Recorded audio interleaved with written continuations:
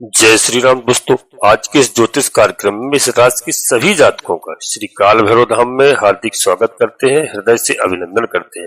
माता भद्रकाली, बाबा भैरवनाथ आप सभी के ऊपर सदैव कृपा बनाए रखें। जी हाँ दोस्तों, यह मई का महीना बहुत ही महत्वपूर्ण है मित्रों। कैसे?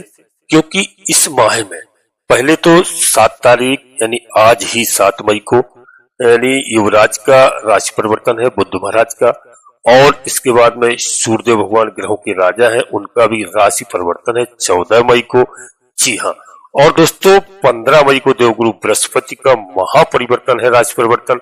और शुक्र महाराज भी जो दैत्यों के गुरु है, उनका भी 31 मई को राशि परिवर्तन है। और दोस्तों यहाँ पर राहु महाराज भी राशि परिवर्तन करेंगे 18 मई को, और केतु महाराज भी 18 मई को राशि परिवर्तन करेंगे।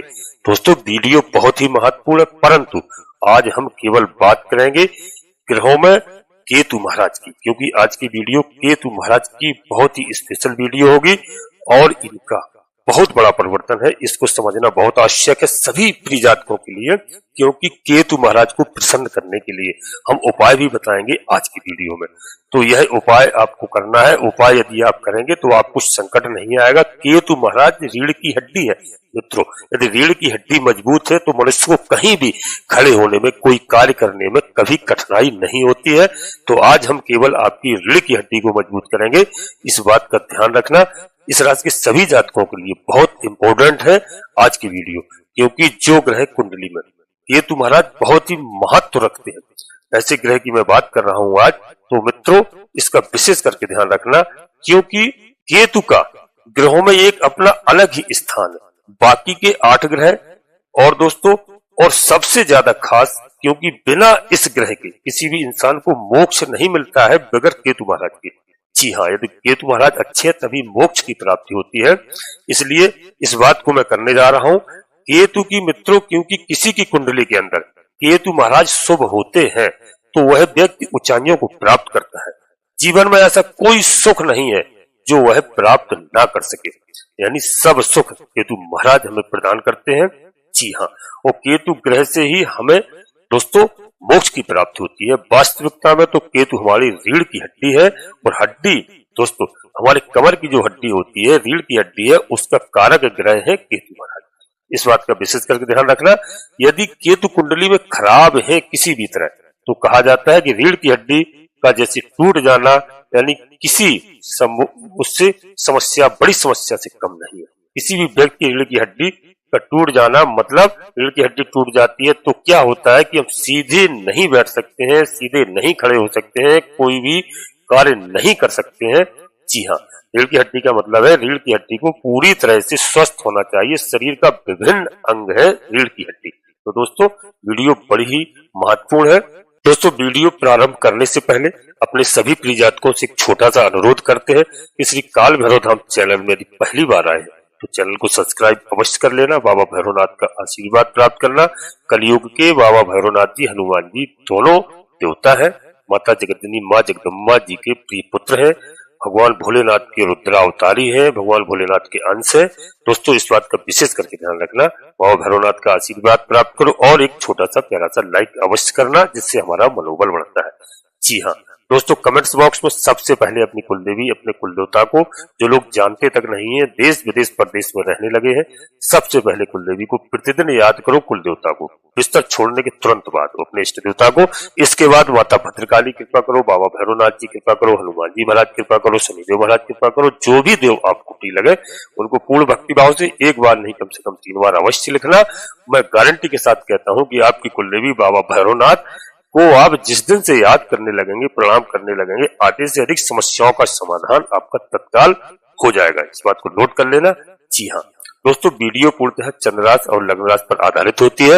यदि आपको अपनी चंद्र राशि लग्न राशि मालूम नहीं है, फिर आप प्रचलित नाम के आधार पर वीडियो को देख करके पूरा लाभ प्राप्त करें। परंतु मित्रों, कोई बड़ा निर्णय लेने के लिए अपनी जन्म कुंडली का विश्लेषण अवश्य आपको किसी योग ज्योतिषी से कराना चाहिए, और समय समय पर कराते रहे, क्योंकि उसी से हमें सही ग्रहों की स्थिति पता चलती है। कौन से भाव में, कौन से घर में हमारा कौन सा ग्रह जन्म के समय विराजमान है, कौन से लग्न में जन्म हुआ है, कौन से नक्षत्र में हमारा जन्म हुआ है। जब ही कुंडली का विश्लेषण होता है। निर्णय आप जब ही लेंगे जब तक आप अच्छे ज्योतिषी से जन्म कुंडली का विश्लेषण नहीं कराएंगे। जी हाँ, और दोस्तों आप इस बात का ध्यान रखना कि वीडियो आपको अच्छी लगे, लाभ प्राप्त हो, अवश्य आज की वीडियो सभी भाई बहनों को शेयर करना, क्योंकि जो सभी लोग केतु महाराज के बारे में समझ लें, जो किसी की कुंडली में यदि केतु महाराज खराब है वह उपाय करें, उनको लाभ हो, जीवन उनका खुशहाल हो। तो वीडियो अवश्य शेयर करना। और दोस्तों एक बात का विशेष ध्यान रखना कि नोटिफिकेशन की बेल को दबा करके सिलेक्ट ऑल अवश्य कर लें, जिससे हमारी आने वाली वीडियो आपको समय से प्राप्त हो सके। जी हाँ, तो दोस्तों हम बात कर रहे थे कि केतु महाराज रीढ़ की हड्डी है, और रीढ़ की हड्डी कहा जाता है जो हमारा साथी होता है ना, हमारी ताकत होता है। किसी भी पिता की संतान में उसका पुत्र क्या होता है, इस बात को समझ लें, पुत्र रीढ़ की हड्डी होता है। जी हाँ, क्योंकि जब पिता मुरझा जाता है, वृद्ध हो जाता है, वृद्ध अवस्था हो जाती है, तब उसका पुत्र उसका साथ देता है और वह आशा भी रखता है। तो एक रीढ़ की हड्डी एक छड़ी की तरह आपको सहारा देती है। जी हाँ दोस्तों, वैसे ही हम बता दें कि पूरे शरीर को लेकर के रीढ़ की हड्डी ही चलती है। वैसे वो पुत्र अपने पिता को आगे लेकर के चला है लाइफ के अंदर, यही केतु महाराज है। केतु को संतान में पुत्र माना गया है दोस्तों, और केतु को जानवरों में कुत्ते से जोड़कर देखा गया है, क्योंकि वफादारी को लेकर के जैसे एक पुत्र अपने पिता को, जी हाँ दोस्तों, इतनी सेवा करना चाहता है और इतना ऊपर ले जाना चाहता है कि नरक जाने से रोकना चाहता है, और ऐसे कर्म करता है जैसे उसके पिता को स्वर्ग की प्राप्ति हो। हर पुत्र चाहता है और उसे जीवन में सुख मिले, तभी उसका नाम पुत्र कहा गया है। ऐसे ही दोस्तों कुत्ता सभी प्राणियों में सबसे वफादार कुत्ते को माना गया है, क्योंकि कुत्ते को यदि आप एक रोटी ही देंगे घर पे बिठाल करके दोस्तों, वह एक रोटी के लिए 24 घंटे आपके दरवाजे पर निकाल देगा, और उतनी वफादारी के साथ कि आपके दरवाजे पर कोई आ नहीं सकता है, आने में उसे सोचना पड़ेगा। तो दोस्तों इसलिए कुत्ता भी कहा गया है केतु का। दूसरा और दोस्तों, क्योंकि यहाँ पर बता दूं, केतु ग्रह मोक्ष के कारक है दोस्तों, वो जिनकी कुंडली के अंदर यदि केतु खराब हो जाए तो नाना प्रकार के दोष आते हैं उसके जीवन में। ऐसा व्यक्ति चाहे जितना भी मेहनत कर ले, लेकिन मेहनत का कोई परिणाम उसे प्राप्त नहीं होता है। जी हाँ, कभी कभी ऐसा भी देखा गया है कि एक ही काम को 3 बार करने के बाद भी उस काम के अच्छे रिजल्ट प्राप्त नहीं होते हैं। वरना दोस्तों कोई भी 2-3 बार काम करता है उसमें असफलता ही नजर आती, समझ लीजिए कि केतु महाराज हमसे नाराज है। जी हाँ, क्योंकि केतु को जो सिंबल दिया गया है वह एक झंडा का सिंबल दिया गया है, फ्लैग का, वह तिकोना झंडा है। केतु और झंडा कामयाबी पर ही लहराते हैं, इस बात का ध्यान रखना। जब सफलता मिलती है झंडा तभी लहराता है दोस्तों, झंडा विजय का प्रतीक है। ऐसे ही केतु है। तो दोस्तों जन्म कुंडली में केतु खराब है तो शुभ करने के लिए मैं आपको उपाय बताऊंगा, उन उपाय को अवश्य करना आप। और दोस्तों ऐसे नहीं, कुछ साधारण से उपाय बताएंगे जिससे आप आसानी से कर सकते हैं, आप बड़े लाभ प्राप्त कर सकते हैं। जी हाँ दोस्तों, मैं पहला उपाय आपको बताने जा रहा हूँ। कभी कभी ऐसा होता है कि बस किसी से कोई एक तरह का उपाय नहीं हो पाता है तो दूसरे तरह का भी उपाय वह कर सकता है, और तीसरे तरह का भी उपाय कर सकता है। तो मैं साधारण आपको उपाय बताने जा रहा हूँ, क्योंकि यदि कुंडली में केतु खराब हो, कमजोर हो, किसी भी अवस्था में हो, तो इन उपायों को यदि आप कर लेंगे दोस्तों तो आपको बहुत अच्छे फल प्राप्त होंगे। और वैसे भी अगर अच्छे हैं तब भी इनको आप कर सकते हैं, उनको प्रसन्न करने के लिए। जी हाँ, और आपको मंजिल पर पहुंचाएंगे दोस्तों। जैसे किसी को संतान यानी पुत्रों से कष्ट है या पुत्र कष्ट में है, तो दोस्तों आपकी पुत्र संतान को कष्ट हो या पुत्र संतान हो, तो आपको ये केतु की खराबी के कारण ही होता है मित्रों। क्योंकि यदि केतु खराब होता है तो वहां पर हमें यह समस्याएं होती हैं, और बृहस्पति और चंद्रमा को भी खराब कर देते हैं केतु महाराज। इसलिए आपको केतु को शुभ रखना बेहद जरूरी है दोस्तों। केतु को शुभ करने के लिए सबसे अच्छा उपाय यह है कि आप सड़क पर घूमने जाते हैं या रोड पर बाहर कहीं आवारा कुत्ते आपको मिलते हैं, इस बात का ध्यान रखना कि आवारा कुत्ते मिलते हैं सड़क पर। आवारा कुत्तों को प्रतिदिन आप रोटी इत्यादि भोजन, ब्रेड, बिस्कुट अवश्य खिलाएं, क्योंकि आपके जीवन में देखते हैं कितने जल्दी बदलाव प्रारंभ होते हैं। क्योंकि दोस्तों आवारा कुत्तों को खिलाने से बाबा भैरवनाथ जी प्रसन्न होते हैं, राहु महाराज प्रसन्न होते हैं, शनिदेव महाराज प्रसन्न होते हैं, केतु महाराज बेहद प्रसन्न होते हैं। इस बात का आप ध्यान रखना। यह बड़ा आसान सा तरीका है, बदलाव बहुत ज्यादा होंगे। क्योंकि दोस्तों आपको मालूम नहीं है, अपने बुजुर्गों से पूछिए कभी भी। हमारे घर में जो बूढ़े बुजुर्ग लोग होते थे वो सबसे पहले जब घर से निकलते थे सुबह सुबह, तो बुजुर्गों की आदत होती थी कि हाथ में बासी रोटी लेकर के ही निकलते थे। आप पूछना, क्योंकि माताओं बहनों से अब लोग जानते नहीं है, फैशन का दौर है, तो बुजुर्ग क्यों लेकर के निकलते थे, सड़क पे आवारा कुत्तों को क्यों खिलाते जाते थे। वो है सारे नियम धर्म दोस्तों सब लोग भूल चुके हैं।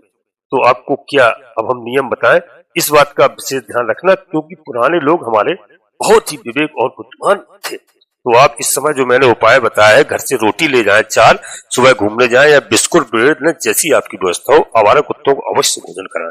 यदि काला कुत्ता मिलता है तो और अति उत्तम है।